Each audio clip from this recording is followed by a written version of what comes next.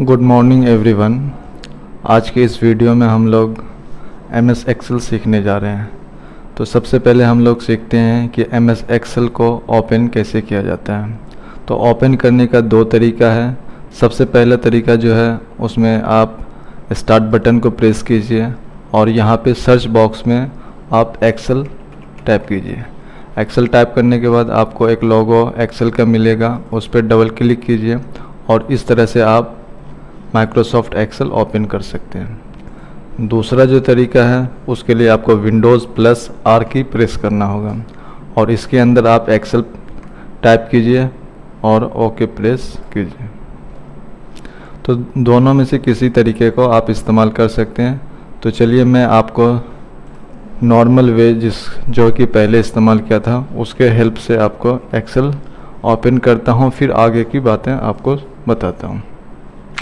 तो सबसे पहला इंटरफेस जो हम लोग को दिखता है MS एक्सेल का, वो देख सकते हैं कि ये ऊपर में आपको ब्लैंक वर्कबुक दिख रहा होगा, सिंपल सर्विस इनवॉइस या और भी इस तरह का टेम्पलेट्स अगर चाहिए तो आप यहाँ से ले सकते हैं। बाकी जो हम लोग को ये नीचे की तरफ दिख रहा है, ये हमारा रिसेंट फाइल है जो हम लोग अभी जस्ट फ्यू डेज़ और फ्यू आवर्स पहले जो हम फाइल सेव किए हैं, वर्कबुक सेव किए हैं, वो सारा हमको यहाँ पे दिखता है। अगर और वर्कबुक चाहिए तो यहाँ पे कॉर्नर में आप देख सकते हैं कि मोर वर्कबुक के ऑप्शन पे जा कर के उस फाइल को या उस वर्कबुक को ला सकते हैं। चलिए मैं शुरू से ब्लैंक वर्कबुक से स्टार्ट करता हूँ। जब ब्लैंक बुक पे प्रेस किया तो यहाँ पे मेरा दूसरा इंटरफेस दिखा। इस इंटरफेस के सारे ऑप्शन को पहले मैं समझता हूँ, फिर एक एक टॉपिक को मैं आगे आपको समझाऊंगा। तो सबसे ऊपर में जो ऑप्शन दिख रहा है आपको, इस ऑप्शन को हम लोग कहते हैं टूल बार। टूल बार के अंदर वो सारा टूल्स हम लोग रखते हैं जो हम ज़्यादा इस्तेमाल करते हैं, जैसे कि कट कॉपी पेस्ट रख सकते हैं, अनडू रख सकते हैं, रीडू रख सकते हैं। बेसिकली डिपेंड करता है आपको किस चीज़ की ज़रूरत ज़्यादा है। उसके बाद जो आपका दूसरा ऑप्शन दिख रहा है वो हमारा file, home, insert, page layout, formulas, data, review, view, help. Actually इसका एक स्पेशल नाम होता है जिसको हम लोग टैब बोलते हैं। तो टैब जैसे कि फाइल टैब हो गया, होम टैब हो गया, ये सारा टैब्स होता है। हर टैब में एक रिबन मिलेगा, यहाँ से यहाँ तक आप उसको एक रिबन कह सकते हैं। रिबन के अंदर आपको एक ग्रुप मिलेगा, जैसे कि आप देख सकते हैं होम टैब के क्लिपबोर्ड ग्रुप में आपको cut, copy, paste, format painter दिख रहा है। उसी तरह से फ़ॉन्ट वाले ऑप्शन में ये सारा दिख रहा है। तो इस तरह से हर ग्रुप का अलग अलग ऑप्शन है। उसके बाद ये जो है इसको हम लोग नेम बॉक्स कहते हैं। बेसिकली जब मेरा कर्सर जहाँ पर रहेगा वो नेम उसका इस बॉक्स के अंदर बताएगा, तो इसको नॉर्मली हम लोग नेम बॉक्स के कहते हैं। और उसके बाद जो ये वाला ऑप्शन आपको दिख रहा होगा, ये ब्लैंक, इसको हम लोग फार्मूला बार कहते हैं। फार्मूला बार के अंदर जब हम लोग जैसे कैलकुलेशन करेंगे तो उस समय हमको यहाँ पर उसका फार्मूला लिखा है। जैसे कि मैं अभी just for example A + B लिखा, तो आप देख सकते हैं फार्मूला बार के अंदर भी वो चीज़ दिख रहा है। उसके बाद मैं आपको ये बता दूं कि जो वर्टिकली लाइन आता है नीचे की तरफ, उस लाइन को हम लोग कह सकते हैं कि ये हमारा कॉलम है। और जो हॉरिजेंटल लाइन होता है, चाहे ईस्ट से वेस्ट हो या वेस्ट से ईस्ट हो, उस लाइन को हम लोग रो कहते हैं। तो ये हमारा कॉलम हुआ और ये हमारा रो हुआ। तो अगर आपसे कोई पूछा जाए कि रो और कॉलम क्या होता है, तो row is a horizontally line in MS Excel and column is vertically line in MS Excel. Cell क्या होता है, जब दो रो और दो कॉलम को मिक्स करते हैं या उसको ज्वाइन करते हैं तो एक बॉक्स हमको दिखता है। तो इस बॉक्स को ही हम लोग क्या कहते हैं, सेल कहते हैं। नीचे की तरफ आते हैं तो यहाँ पर आपको सीट नंबर दिखता है। मतलब कि यहाँ पर आपको कितना सीट है वो यहाँ पे शो करेगा। जैसे कि अभी यहाँ पे सीट नंबर 1 है, उसी तरह से अगर आपको और सीट चाहिए तो आप यहाँ पे प्लस पे क्लिक कीजिए और यहाँ से आपका सीट नंबर इंक्रीज़ हो जाएगा। तो सीट नंबर 1, सीट नंबर 2, उसी तरह से यहाँ पर फिर आपके 3 मोड्स है, जैसे कि normal modes, page layout mode और आपको पेज ब्रेक प्रीव्यू। और उसके बाद आपको आता है जूम ऑप्शन। तो जूम ऑप्शन को जब प्लस की तरफ कीजिएगा तो साइज़ इंक्रीज हो जाएगा जूम का, और माइनस की तरफ कीजिएगा तो साइज़ डिक्रीज हो जाएगा। उसी तरह से हम लोग ये सारा हम एक तरह से ऊपर में जो आपको ये ऑप्शन दिख रहा है इसको हम लोग कहते हैं क्लोज बटन, इसको कहते हैं मैक्सिमम बटन और इसको कहते हैं मिनिमम बटन। तो मैं आपको एक एक करके आगे सिखाऊंगा। तो आज के इस वीडियो का पहला टॉपिक ये हुआ कि हम लोग ने सारा का सारा टर्म को समझ लिया कि ये क्या है। चलिए मैं आपको और कुछ इस चीज़ के बारे में बताता हूँ एमएस एक्सेल का। तो सबसे पहले मैं होम टैब में आया और होम टैब के फर्स्ट ग्रुप में जो मैं देख रहा हूँ क्लिपबोर्ड, यहाँ पर कट कॉपी पेस्ट है। तो कट कॉपी पेस्ट अगर आप एमएस वर्ड पहले से सीख चुके हैं तो आपको ये बताने की ज़रूरत नहीं। जैसे कि मैं एक नाम लिखता हूँ यहाँ पे FAISAL फैसल और नीचे मैं एक और नाम लिखता हूँ IQUBAL। तो कट का मतलब क्या होता है कि वहाँ से वो डेटा हट जाएगा और दूसरी जगह आपको अगर रखना है तो उसके लिए कंट्रोल V करके पेस्ट कर देते हैं। लेकिन कॉपी का मतलब क्या होता है, वो चीज़ वहाँ से डेटा को ले लेगा और दूसरी जगह आपको यहाँ पर रख लेगा। तो ये आपका दूसरा ऑप्शन हो गया पेस्ट करने का। तो कट के लिए हम लोग कंट्रोल X का इस्तेमाल करेंगे, कंट्रोल X, और V के लिए हम लोग कॉपी के लिए हम लोग कंट्रोल C का इस्तेमाल करेंगे और पेस्ट के लिए हम लोग कंट्रोल V का इस्तेमाल करेंगे। तो आप समझ चुके हैं कि कट कॉपी पेस्ट क्या होता है। उसके बाद आपको दिख रहा होगा फॉर्मेट पेंटर। मैं आपको पहले आगे की तरफ सिखाऊंगा, उसके बाद मैं फिर आपको आके इसका फॉर्मेट पेंटर भी बताऊंगा। तो उसके बाद जो ये ऑप्शन आपको दिख रहा है ये हमारा फ़ॉन्ट है। तो फ़ॉन्ट बेसिकली जैसे कि इस इकबाल पे मैं अपना कर्सर रखा हूँ और यहाँ पे डिफरेंट काइंड्स का फ़ॉन्ट है। तो मैं थोड़ा सा और इसको इंक्रीज़ कर देता हूँ ताकि आपको सही से दिख सके। तो आप देख सकते हैं कि जिस फ़ॉन्ट पे मैं लेके जा रहा हूँ उसके हिसाब से उसका स्टाइल, उसका फ़ॉन्ट का थिकनेस सारा चेंज हो रहा है। तो आप समझ सकते हैं ये बेसिकली क्या है, एक फ़ॉन्ट है, उसका स्टाइल है। उसके नीचे आप देख सकते हैं कि 3 ऑप्शन हैं। जो पहला ऑप्शन जैसे कि बोल्ड है, फिर इटैलिक है, फिर अंडरलाइन है। तो बोल्ड का मतलब होता है कि उसको थोड़ा सा डार्क कर देना। तो आप देख सकते हैं कि मैं जब इस पर क्लिक किया तो वो बोल्ड लगा। बोल्ड या तो आप डायरेक्ट ऑप्शन से क्लिक कीजिए या कंट्रोल B को इस्तेमाल कर सकते हैं। उसके बाद इटैलिक, या तो कंट्रोल I इस्तेमाल कीजिए या फिर आप यहाँ पर आकर के उस ऑप्शन को यूज़ कीजिए। आफ्टर देन हमारा है अंडरलाइन। अंडरलाइन का मतलब होता है कि कोई भी वर्ड के नीचे, सेंटेंस के नीचे एक लाइन डालना, उसी को हम लोग क्या कहते हैं, अंडरलाइन कहते हैं। तो होप आपको ये सारा चीज़ समझ में आ चुका होगा। उसके बाद हम लोग वही फ़ॉन्ट के बाजू में देखते हैं तो हमारा एक नंबर्स दिख रहा है 11। तो बेसिकली ये साइज़ बताता है कि हमारा फ़ॉन्ट का साइज़ क्या है। तो जैसे जैसे मैं नंबर्स आगे की तरफ बढ़ रहा हूँ साइज़ इंक्रीज़ कर रहा है, नीचे की तरफ जाऊँगा वो साइज़ डिक्रीज़ कर जाएगा। उसी में आपको दाहिने साइड में दिख रहा होगा A, वहाँ पे 2 A है। फर्स्ट A जो बड़ा वाला A दिख रहा है उसके हेल्प से हम लोग कोई भी फ़ॉन्ट को, कोई भी टेक्स्ट को बड़ा कर सकते हैं। अगर छोटी वाले A पे प्रेस करते हैं तो वही हमारा साइज़ छोटा हो जाता है। उसके नीचे आप देख सकते हैं कि ये हमारा बॉर्डर ऑप्शन है। तो बॉर्डर ऑप्शन यहाँ पे डिफरेंट टाइप्स का बॉर्डर है। हम लोग और भी आगे डिटेल में सीखेंगे इस बॉर्डर को, लेकिन सिर्फ मैं आपको एक ओवरव्यू दे देता हूँ बॉर्डर पे। जैसे कि आप देख सकते हैं बॉटम बॉर्डर, इससे क्या होता है कि आपके सेलेक्टेड लाइन के नीचे बॉटम में एक लाइन आ जाता है, मतलब बॉर्डर जो होता है वो नीचे में आ गया। उसी तरह से टॉप बॉर्डर लेना है तो वो टॉप में भी चला गया। और उसी तरह से हमको जहाँ पे चाहिए, आप इसका मतलब अगर जानते हैं लेफ़्ट में चाहिए तो लेफ़्ट में डाल दीजिए, देखिए अब लेफ़्ट में भी आ गया। उसी तरह से अगर हमको राइट में चाहिए तो राइट में भी मैं इस्तेमाल कर लूँगा। तो बेसिकली ये क्या हमारा बॉर्डर है, डिफरेंट टाइप्स का इसमें बॉर्डर, आप खुद से भी इसको इस्तेमाल करके पा जाए। जैसे लाइन कलर, अगर आपको बॉर्डर में लाइन चाहिए, जैसे कलर चाहिए तो उसके लिए आप जैसे कि डाल सकते हैं। यहाँ पे मैं एक रेड कलर लेकर के आपको दिखाता हूँ। यहाँ पर आप जो है मैं लाइन डालूँगा तो ये रेड कलर से ही लाइन आएगा। तो बेसिकली ये डिफरेंट टाइप्स का बॉर्डर है और वो आप समझ सकते हैं आसानी से इस्तेमाल करके। आफ्टर देन हमारे पास है fill colour option. Fill colour option से हम लोग क्या कर सकते हैं कि उस सेल को या उस बॉक्स को पूरा का पूरा कलर डाल सकते हैं। और उसके बाद हमारा जो नेक्स्ट ऑप्शन है उसको हम लोग कहते हैं फ़ॉन्ट कलर। तो जो भी फ़ॉन्ट होगा उसके अंदर उसका कलर आ जाएगा। तो इसके अंदर बहुत सारा और भी ऑप्शन आप खुद आकर के इसको इस्तेमाल कर सकते हैं और इसको समझ सकते हैं। जैसा कलर आपको पसंद है उस हिसाब से आप ले सकते हैं। उसके बाद मैं दूसरे ग्रुप में आता हूँ, अलाइनमेंट ग्रुप में। तो बेसिकली अलाइनमेंट ग्रुप मैंने एमएस वर्ड में भी सीखा है और यहाँ भी एक फिर से मैं सीखता हूँ कि अलाइनमेंट क्या है।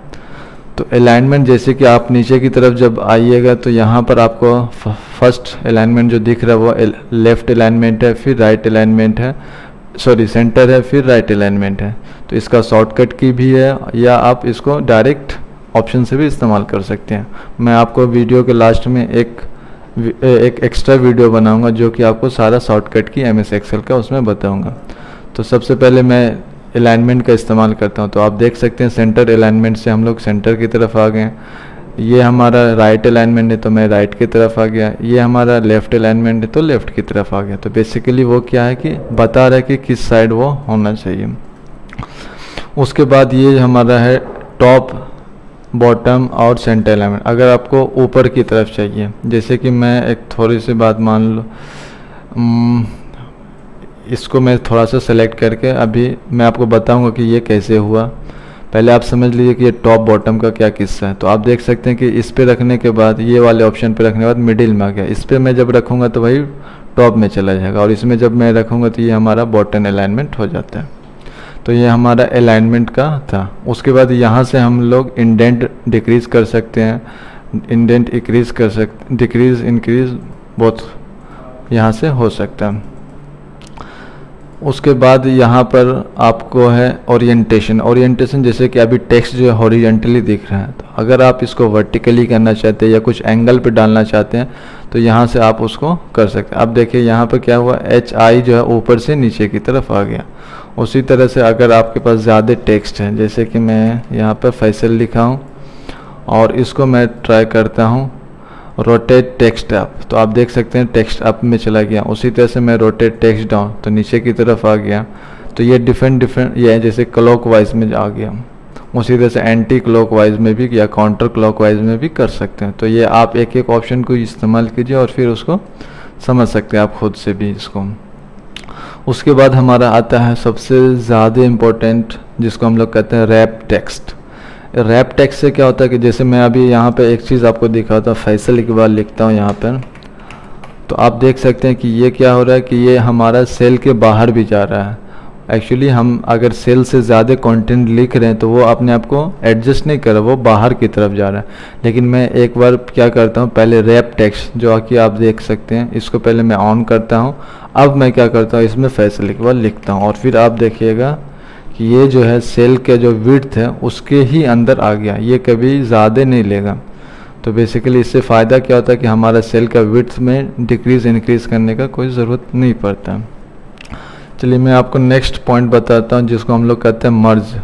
मर्ज बेसिकली क्या होता है कि हम 2-3 सेल को या 2-4 सेल को एक साथ अगर एक सेल बनाना, सिंगल सेल, तो उस जगह पे हम लोग मर्ज सेल का इस्तेमाल।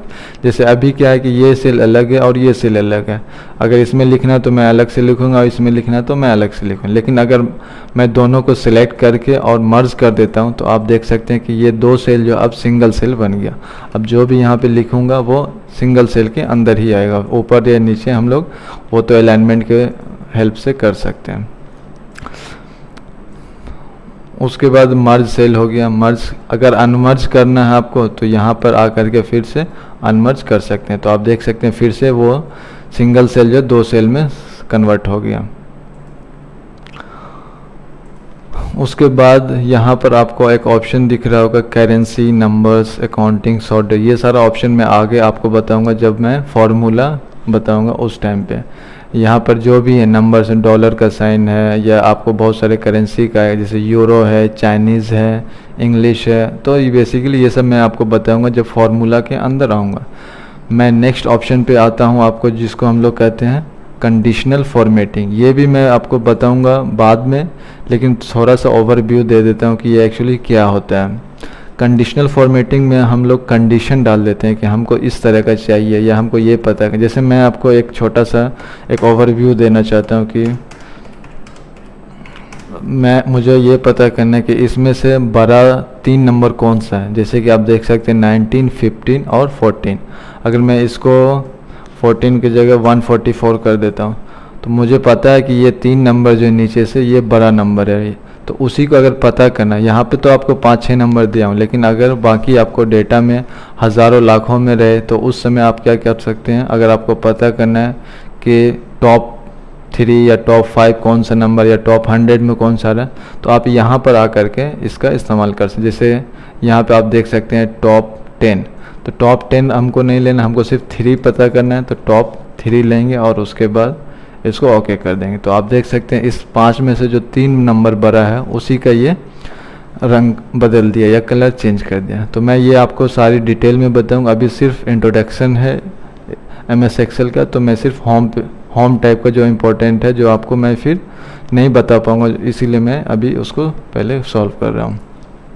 उसके बाद फॉर्मेट एज टेबल है, जैसे कि जब मैं टेबल बनाता हूँ उस टेबल का फॉर्मेट एक स्टाइल अगर आपको डालना है तो यहाँ से आप लोग डाल सकते हैं। जैसे कि आप देख सकते तो यहाँ पर आप कॉलम नंबर 1, उसी तरह से आपको डिफरेंट यहाँ पर टेबल का फॉर्मेट आएगा, आप टेबल के फॉर्मेट को इस्तेमाल कीजिए और उसको आप आगे का यूज़ कर सकते हैं। उसका सेल स्टाइल है, जैसे कि आप टेबल स्टाइल था उसी तरह से सेल का भी स्टाइल डाल सकते हैं। तो ये सारा चीज़ आपको डीप में मैं आगे की वीडियो में बताऊंगा, सो आप डोंट वरी अभी। After then we have insert. Insert basically क्या होता है, जैसे कि मैं एक छोटा सा एग्जांपल लेके आपको समझा, जैसे 1 यहाँ पे लिखा हूँ, 2 लिखा हूँ और यहाँ पर 4 लिख दिया हूँ। तो बेसिकली आप देख सकते हैं कि 2 के बाद 3 आना चाहिए और मैं इसको डिलीट करके नहीं लिखना चाहता, मैं एक इंसर्ट करना चाहता हूँ टेबल को, इंसर्ट करता हूँ एक रो को, ताकि मैं तीसरा यहाँ पे डाल सकूँ। उसके लिए हम लोग यहाँ पर इंसर्ट का इस्तेमाल करेंगे। जैसे कि इंसर्ट सीट रोज, तो हम लोग क्या कर सकते हैं, एक रो को इंसर्ट कर दिए, लेकिन इंसर्ट जो हमको करना है वो 2 के बाद करना है। तो इसके लिए हम लोग क्या करेंगे, मैं यहाँ पे आऊँगा और यहाँ पर आकर के आपको इंसर्ट सीट रोज डाल सकता हूँ। उसी तरह से अगर आपको सीट कॉलम चाहिए तो सीट कॉलम डाल सकते हैं, या इंसर्ट सीट सेल चाहिए तो सेल भी डाल सकते हैं। जैसे कि यहाँ पर मैं फिर से एक एग्जांपल लेता हूँ, 1 2 4। मुझे अब 2 के बाद जो है एक कॉलम चाहिए जिसके अंदर मैं 3 लिख सकता हूँ। तो आप यहाँ पे आइए और या तो आप सेल में जब आइएगा तो यहाँ पर आप शिफ्ट सेल डाउन कर सकते हैं, रो को चेंज कर सकते हैं। तो बेसिकली मैं क्या करूँगा, शिफ्ट सेल राइट नहीं बल्कि यहाँ, तो आप देख सकते हैं यहाँ से शिफ्ट सेल राइट चला गया। तो आपको यहाँ पर क्लिक करना है और उसके बाद जो है आप यहाँ से इंसर्ट सेल में आकर के इसको राइट ऑप्शन में चले जाइए, तो आपको एक एक्स्ट्रा जो है कॉलम मिल जाएगा यहाँ से। उसके बाद यहाँ पर आपको फॉर्मेट ऑप्शन है, जैसे कि रो हाइट को अगर चेंज करना है या फिक्स करना है। अभी जैसे मैं इसका रो हाइट को चेंज करके आपको दिखाता हूँ, जैसे 14.4 है, मैं इसको थोड़ी देर के लिए 10 कर देता हूँ। तो आप देखिएगा इस रो का जो हाइट है वो चेंज हो गया।